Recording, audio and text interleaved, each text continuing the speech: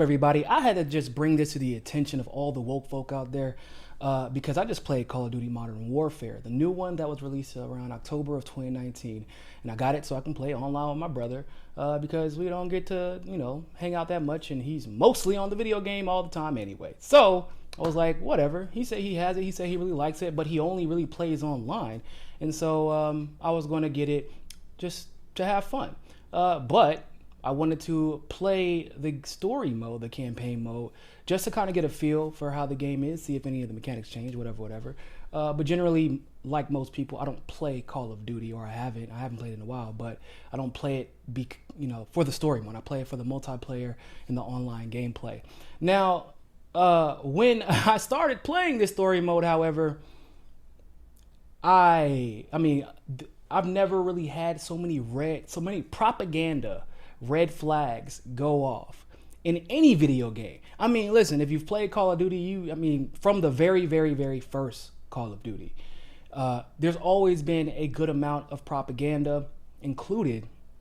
And some of it, I believe is intentional. Some of it back then more so, I believe was unintentional because they always consult soldiers and veterans when making these games, just for accuracy. And so sometimes soldiers, have just been exposed and subjected to a lot of propaganda, and that's how it gets into these games. But this particular Call of Duty, which is like a remastered version of the first iteration of Modern Warfare, this one was pretty bad. I'm gonna tell you why.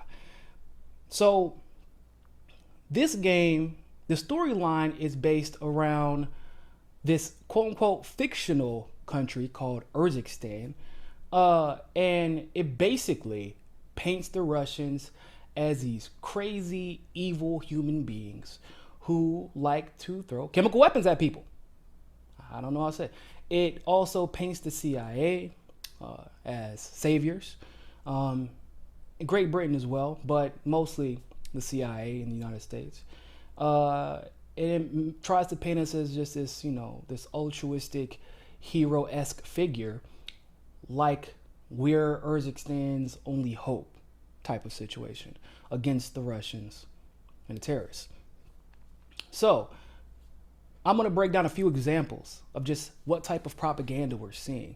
And I'm going to save the most interesting piece for last because that one's probably going to irk your brain a little bit because it did irk mine as well. So the game starts off with Russians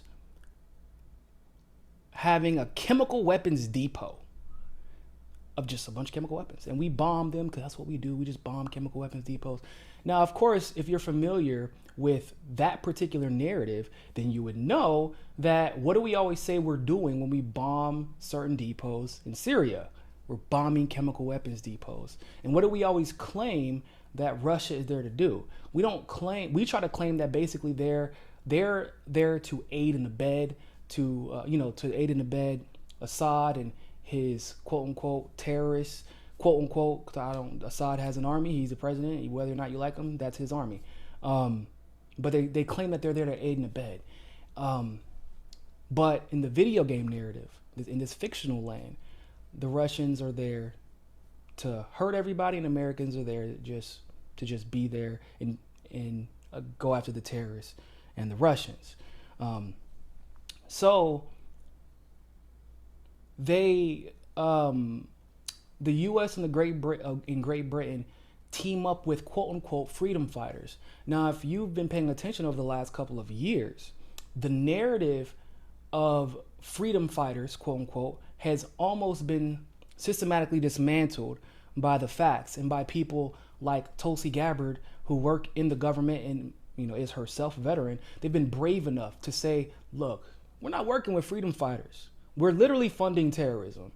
Maybe every now and then somebody, we might come across, not to, generalize or blanket statement, but like I'm gonna put it like this. You know who's the most famous freedom fighter we've ever worked with? Osama bin Laden. That's the number one. You know him, right? Okay. You know what he's famous for? Okay, that's what I thought. So we rarely work altruistically with altruistic forces that are quote unquote fighting for freedom, because if they were fighting for freedom, it would probably be freedom from our oppressive position in their region. So, but they glorify this relationship. And in this particular game, it's almost completely based on a Russian invasion of this fictional country and their use of chemical weapons.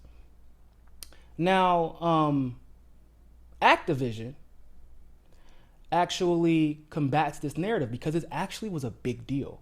A lot of Russian people and Russian media and even people who aren't Russian who just care about facts, they did not like the way this game depicted Russians. Now, this is what they said in the media. There's a specific scene in the game, and the scenario is called quote-unquote Highway of Death. Now, in the game, the player, as an embedded CIA operative overlooking a Middle Eastern desert highway, is told how the Russians bombed it, killing people trying to escape, kind of building up this narrative, the continuous narrative in the game that Russians are the evil ones and the U.S. is just there to be there. However, there's a big problem with that narrative. The scenario resembles an incident that happened in 1991 Gulf War, also called the Highway of Death.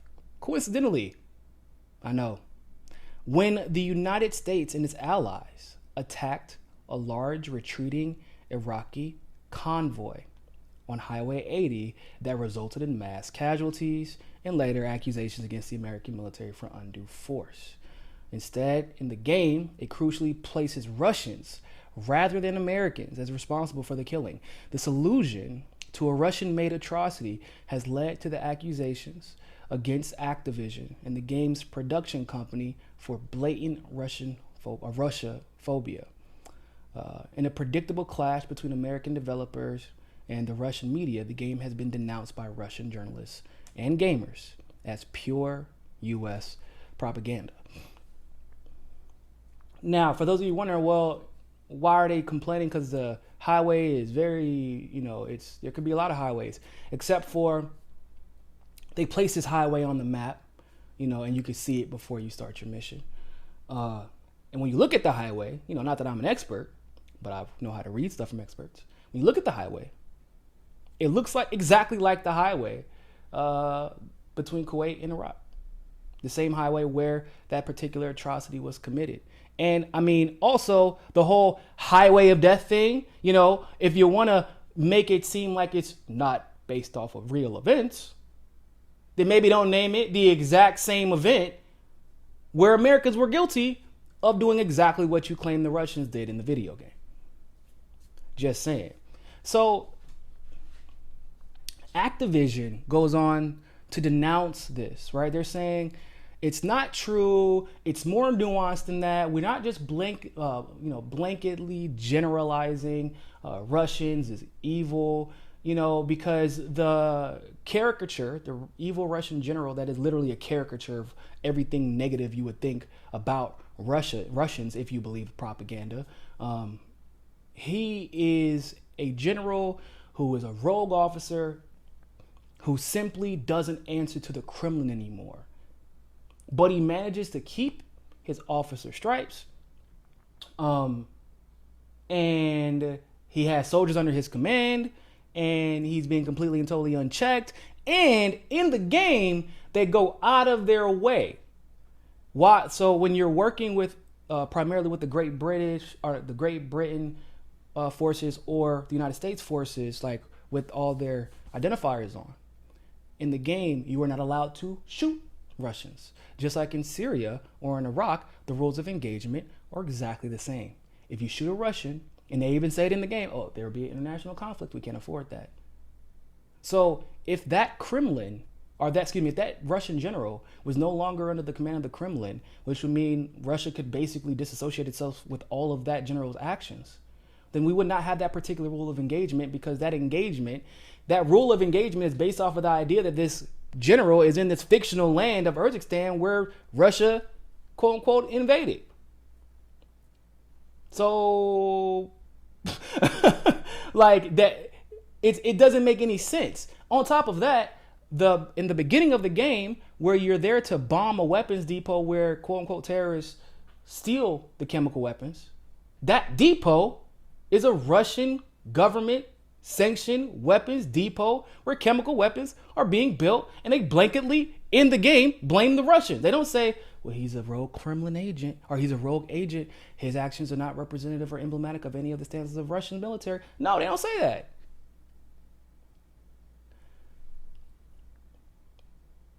It even go like, okay, so the narrative director, his name is Kurosaki. The narrative director actually says, he admits it. Well, we want to make sure we show empathy to the soldiers that we know, the soldiers who are helping craft the storyline of this particular game. Now, don't get me wrong, I know some very intelligent soldiers. I like to consider myself an intelligent soldier at one point. But at the end of the day, you as a soldier are exactly that. No matter how high ranking you are, no matter how skilled you are, no matter how important your missions are, you're a soldier. You execute. You go when you execute. You go when you execute. You go when you execute. You're not told the reasons why necessarily. You're told to execute. And the reason may or may not be revealed to you. However, that is not a reason for you to, that's none of your concern, basically. And so, of course, when you have soldiers, the narrative that they are kind of told and then that they are guided to follow, of course, that's kind of how they're going to depict it in the game. And so when you're looking at the game, it really does make you empathize with this idea that U.S. soldiers are just there to do the right thing and save those innocent Kyrgyzstani people from the Russian menace. That's how the game depicts us. And if you've known anything about the United States interventionism in the Middle East, I don't give a damn if it's a fictional land or not, then you would know that, well, it's the opposite. People like Mad Dog Mattis and John Bolton were out there at the helm. And we all know they've both been implicated in war crimes. Former presidential candidate Alan West from the Republican Party, who is a colonel that was basically forced out for war crimes in Afghanistan. This is our legacy. All right. So it makes you wonder if there were any like connections between the military, like officially, and not, or not. But there isn't a direct connection between like high-ranking like DoD officials in this particular game. However, I did learn something interesting. In 2014, when the first Modern Warfare came out, Dave Anthony was the writer. Very shortly after he retires from writing with Call of Duty, the Pentagon picks him up, or at least a Pentagon official. That official then gives him a fellowship, unpaid, but a fellowship nonetheless, with the Atlantic Council, where Dave Anthony goes on to make pitches such as the idea of putting soldiers at universities. Now, these soldiers will be in plain clothes and they would look like students, but it's to protect Dave Anthony, in his presentation to the Atlantic Council, actually says the biggest threat will come from in-house, as in the United States. And so therefore, you have to kind of get them at the root. A lot of people believe that universities are where a lot of people find themselves, if you will. So you'll fall one way or the other based off of your interactions at any particular university. Interestingly enough, not even exaggerating, it's just a big ass coincidence, but not that much of a coincidence if you understand the history of North Carolina and its history specifically with the military and special forces. But I actually went to a school that did exactly this and really started doing exactly that maybe the year maybe that I started going there. And that was UNC, University of North Carolina. And coincidentally enough, we are also the only school where you can major in what's called peace, war, and defense. I knew friends who were active duty, who had just been there. They're only there for 4 years. They were there for 4 years to get their commission, but a lot of them were special forces. A lot of them got picked. If you were in peace, war, and defense as a major, a lot of them were getting picked up by the FBI and the CIA. I mean, this guy wrote for Call of Duty who suggested this particular plan. This is a guy who wrote for Call of Duty. Now, although there may not be any direct connection that I've been able to see, the fact still remains that this is very dangerous. This type of propaganda is very reminiscent of what we saw in the 80s, the 70s, and even the 90s regarding the United States relationship with Russia, and especially when it came to the Middle East. Although this country may not be Iraq, all the events in the game very similarly mimic events that have happened in Iraq, but basically the Russians, if you replace the United States and everything that we did while we were there with Russians, it would almost be spot on. It's scary. The thing that was the weirdest to me was the event at the United States Embassy in the video game. So here's the problem. This video game was released in October 2019. But there was a scene where protesters stormed the embassy. Now, in the game, the protesters grew violent, and they were there as a distraction so that terrorists could infiltrate the embassy and then free their leader. Here's the problem with that. I'm sure you all are familiar with the embassy protests that were actually peaceful. They were in Iraq. Not the fictional place of Urzikstan that almost exactly resembles Iraq, but it was in Iraq nonetheless. But when these protests happened, it was in December. And it was almost an exact replica of what happened, except for the part where the protesters were eventually subdued. They grew violent in the video game and started shooting and broke in so that the actual terrorist organization could free a terrorist. That shit's scary. It's scary because when you connect the dots of their lead writer for Modern Warfare, quote unquote, retiring.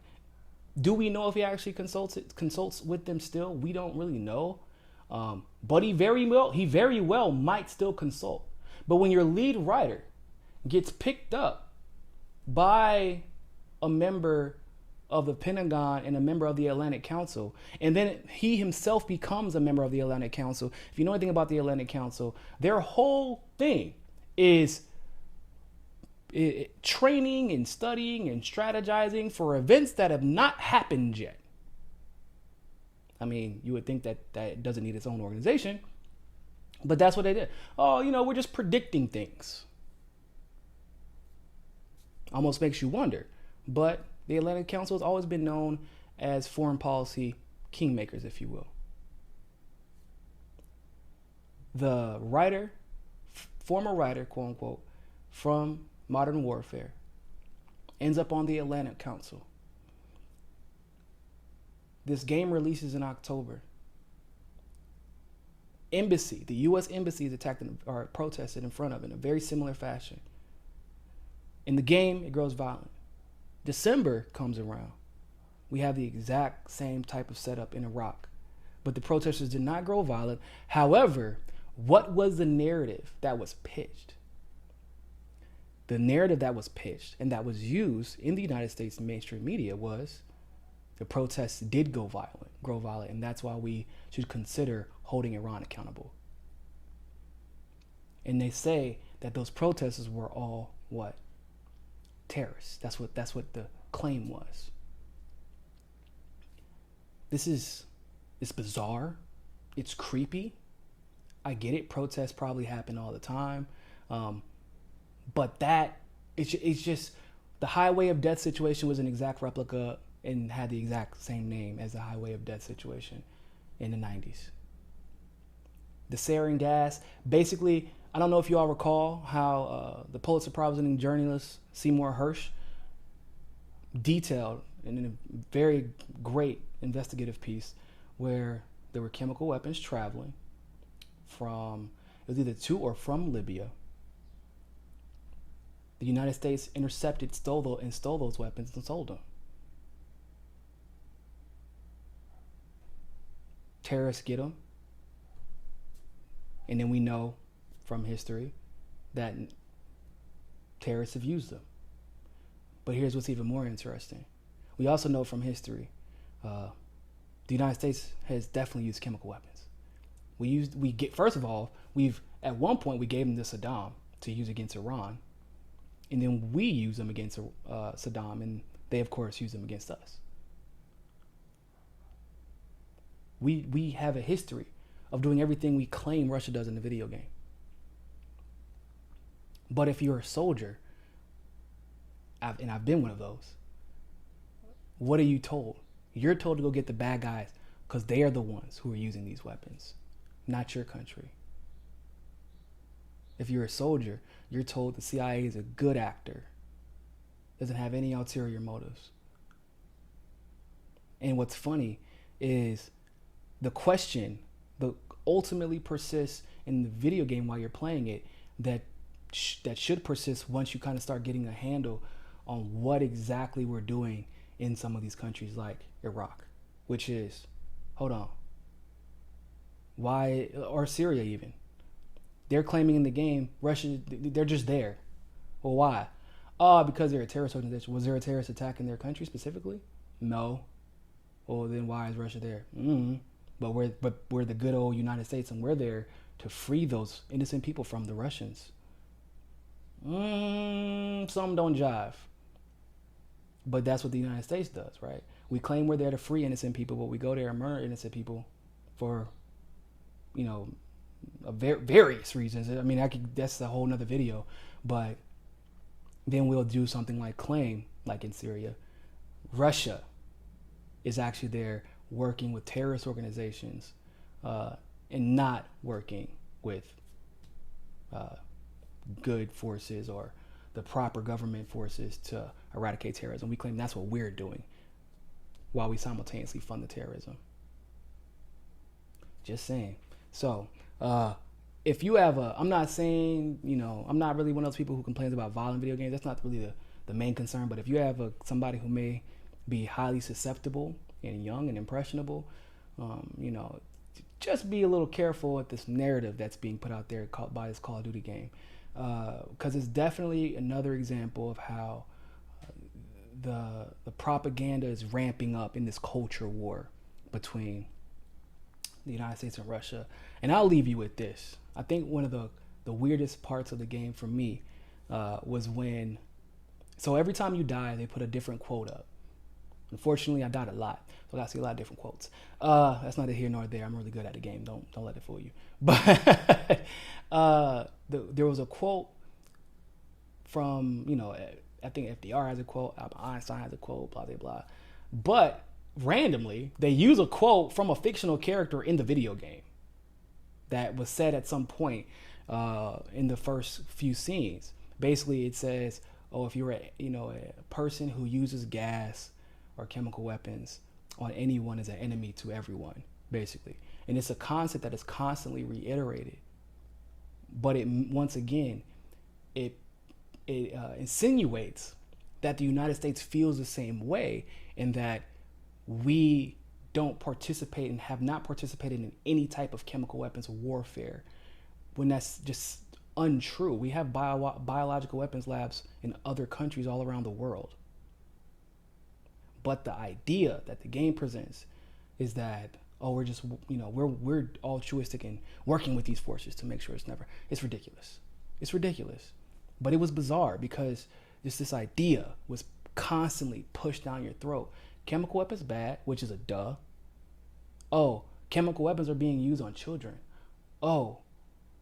Russians are the ones using the chemical weapons. The United States is the one saving everybody. Therefore, the United States must be the good guys, and we only work with quote unquote freedom fighters only if they're freedom fighters. I don't believe that. And you shouldn't either, because it's not true. With that being said, ladies and gentlemen, I hope you enjoyed that segment of Mikasa and Tsukasa. Would love to hear your thoughts about this. Like the video, share the video, leave a comment below, but always remember, more than anything else, find your balance. Peace. If you liked that segment of Mikasa and Tsukasa, don't forget to like the video and smash that subscribe button. Want access to members only live streams, behind the scenes footage, and other premium content? Well, you can endorse us on Rockman Premium, become a patron through Patreon, or you can sign up for the MCSC Premium membership through YouTube. All the links are in the description below. But hey, more than anything else, always remember, Find your balance. Find your balance. Find your balance. Find your balance. Find your balance. Find your balance. Find your balance. Always remember, more than anything else, find your balance. peace.